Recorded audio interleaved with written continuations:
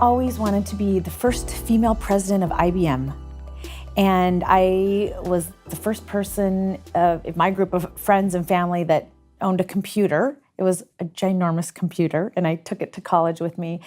And I was a page in Washington, D.C. my junior year in high school, and I was Stanford bound for sure. I was getting out of Montana, and then my oldest sister sat me down and said, "Do you really need mom and dad to spend this much money?" And I didn't have the perfect PowerPoint presentation to back up why I felt like I needed to go to an Ivy League school.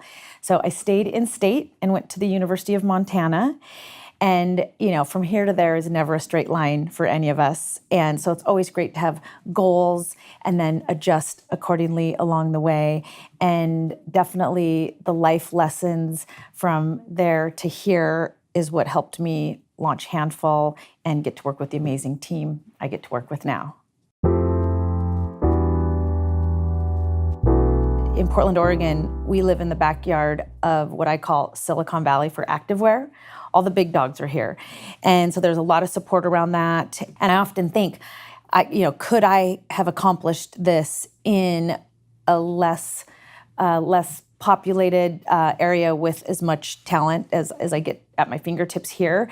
I've known a lot of successful businesses in Montana, so I'm assuming they just get extraordinarily more resourceful. I also feel like this is a really exciting time for women, and I'm grateful that I live in a location and I have the right team, the right time for that support.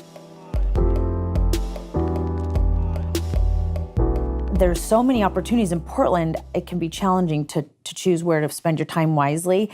Sue from PDC Portland Development Commission, met us at Outdoor Retailer. We had a Handful booth there, and she invited us to join the peer-to-peer group. They had speakers on finance, sales, marketing, and I boldly, bravely reached out to each one of those presenters, and every single one of them met with Handful and has continued to support Handful.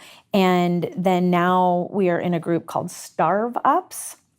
And I had someone say, "Oh, you really should look into Starve Ups." And I said, "What's Starve Ups?" And they said, "Oh, we just get together and cry." And I was like, "Oh, that sounds terrible." I mean, I'm like, I can cry in my shower all by myself. I don't need to drive downtown to cry with a group of other entrepreneurs. However, I kept going to these events, and all these amazing people I kept meeting were in Starve Ups. So we applied and got in. This is our first year, and it's just fellow entrepreneurs supporting each other.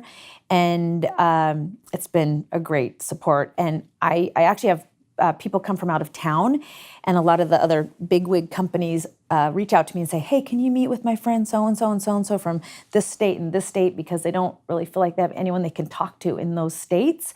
And I'm always blown away because I just feel like I've had so many incredible people support us that then makes me want to turn around and support others. And it's just really a great supportive cycle here in Portland.